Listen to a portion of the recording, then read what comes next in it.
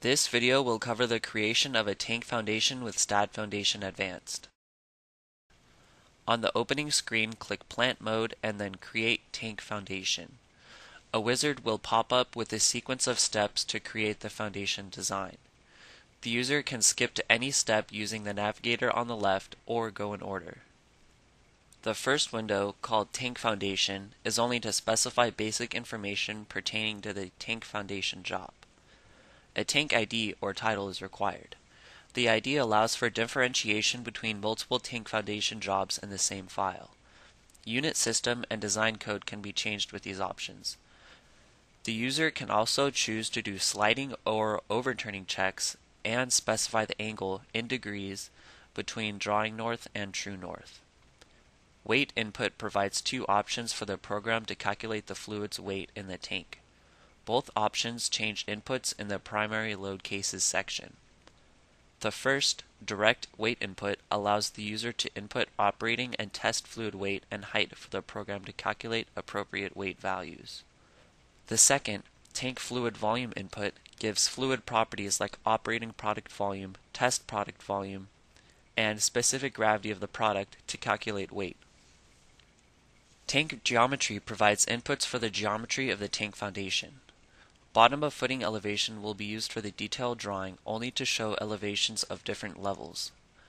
A width increment value may be changed, which will be used to increase the width if necessary. The depth increment may not be changed.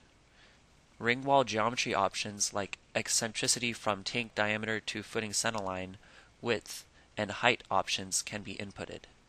Width has a minimum and maximum option to allow the program to calculate the most efficient design within a specified region. Also, concrete slab thickness, compact granular fill, and miscellaneous weight for attachments options are available. The diagram shown here gives reference to the tank foundation geometry values. Tank and fluid properties provides tank geometry, thickness, and material property inputs. The tank pictured here provides reference to tank geometry and thickness inputs. The tank material properties are yield strength of bottom plate, elastic modulus of tank shell, and tank material density. These inputs are used to calculate the empty weight of the tank. Most of the loading section was explained earlier when selecting between direct weight input and tank fluid volume input. This applies to all sections, but it's important to make sure that all of the units are specified correctly. Keep in mind that two pressure unit inputs are given, one for internal pressure and one for pressure load. Operating and test level internal pressure must be inputted.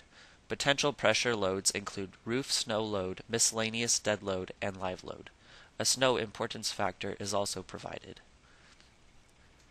In wind load generation, the user has the option between user-defined wind load and calculated wind load. The program calculated wind load option will calculate the shear and moment value based on the given input values. A few of the values are taken from tables in ASCE 705, which are shown if you click on the buttons. Tables 6.6, 6.1, and 6.21 are provided to determine KD, I, and CF, respectively. A description of each of the inputs is given in the blue box. If the shear and moment values are already known, selecting user-defined wind load will allow for their direct input. STAAD Foundation Advanced requires the convective seismic loads and impulsive seismic forces for both operating and test shear and moment for tank design. These values are inputted or calculated in the seismic load generation section. If they are known, select Directly Input Seismic Load to enter the values. If not, other parameters become available which will generate these values for you. Also, the user can choose to enter seismic ground motion values manually or select using zip code. The seismic parameters, seismic use group, damping adjustment factor, and long period transition period can be adjusted as well. STAAD Foundation Advanced calculates seismic loads based on API 650 for both US and Indian code. In the load combination section, service and ultimate load combination tables are shown similar to the load combination tables in the general mode under loads and factors. Here the user can choose to use either ASCE 705, PIP, or user-defined to enter his or her own load combination values. If ASE 705 or PIP design code is selected, the values in the table can still be edited. The design parameters are split into soil properties, material densities, safety ratios, and concrete and reinforcement. Soil properties include allowable soil bearing pressure and the coefficient of friction. The safety ratios include sliding safety ratio, soil bearing multiplication factor, lateral earth pressure coefficient, and overturning safety ratio. Concrete and reinforcement contains basic related information. Stirrup and bar sizes will be designed most efficiently between the user's specified minimum and maximum values. After all of the steps have been completed, click Finish. This example says Edit because I switched to an existing example file to show standard values. The tank and foundation can now be viewed in the geometry view. This is a graphical representation of the user's input with a typical tank. From this point, you can either edit, which takes you back to the tank creation wizard to edit any section, or you can delete or design. You can also input any number of plant foundations in the same file. Designing creates a calculation sheet and detailed drawing. Calculation sheet specifies how each footing was designed.